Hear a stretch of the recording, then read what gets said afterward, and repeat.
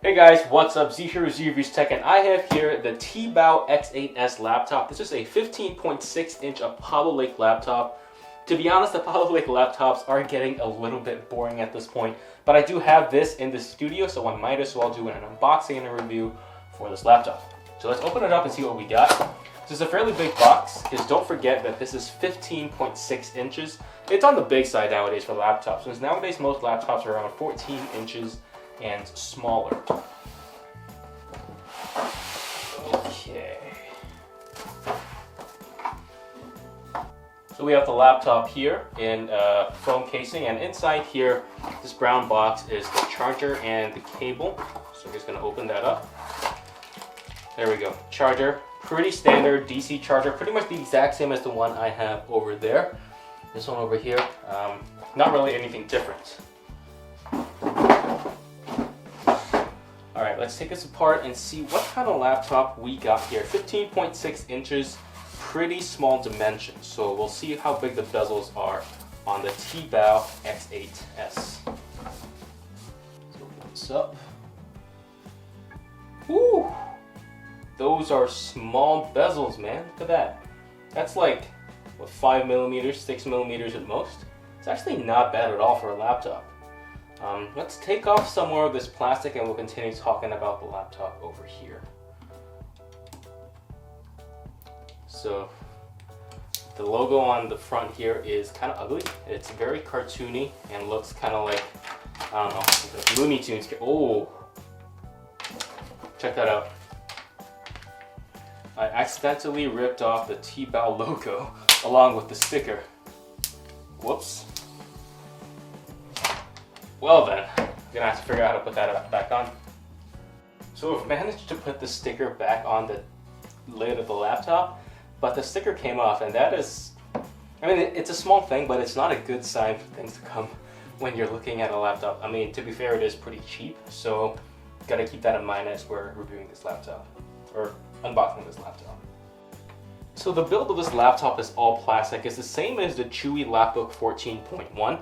Kind of white plastic. This one's a bit smoother than what you have on the Chewy Lapbook, but it's about the same. But the thing is, there is more flex on this compared to the Chewy Lapbook. There's more flex on the front that you can kind of see from the video, and there's also more flex on the back as well. You can kind of feel it. So I'm gonna shut up for a little bit so you guys can hear the flex as I kind of push on it.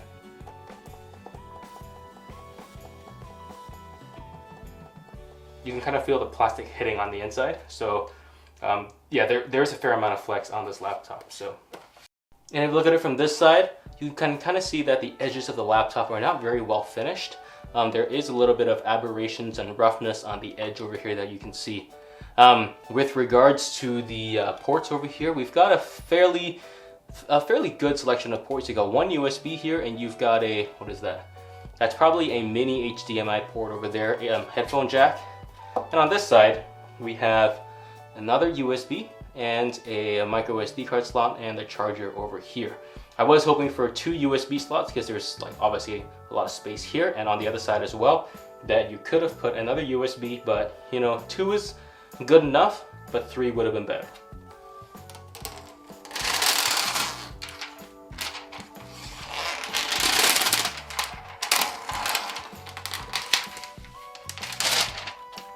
That sounded kind of scary when I took it off, actually.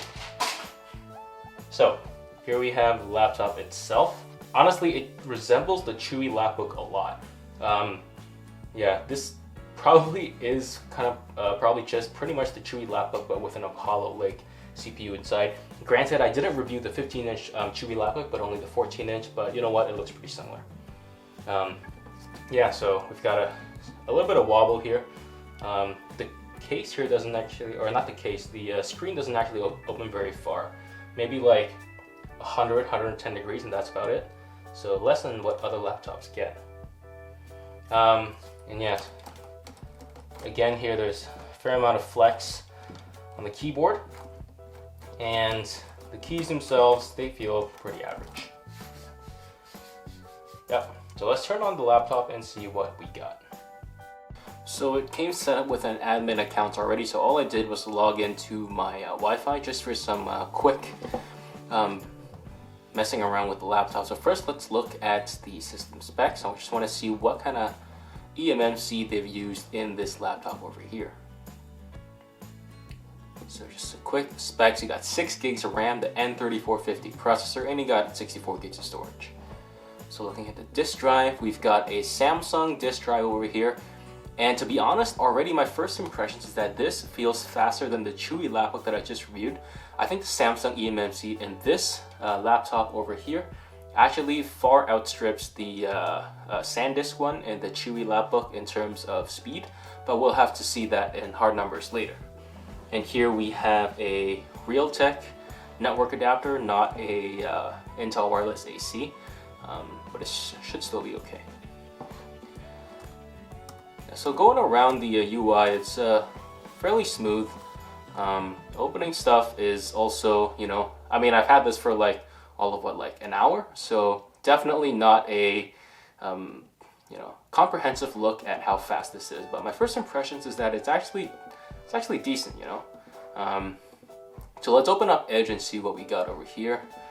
I'm currently 2 levels above my router, so we'll see how good the Wi-Fi reception is. So far, not looking good. I can usually get Wi-Fi reception with my other laptops at this range, but not sure why this one is not working. Let me try Internet Explorer.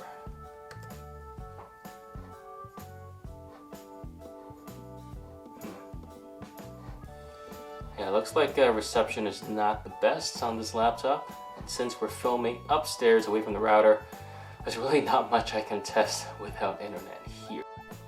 So I've been trying for a little bit now to get Wi-Fi to work, but at this range it doesn't seem like it wants to connect, which is a little bit disappointing.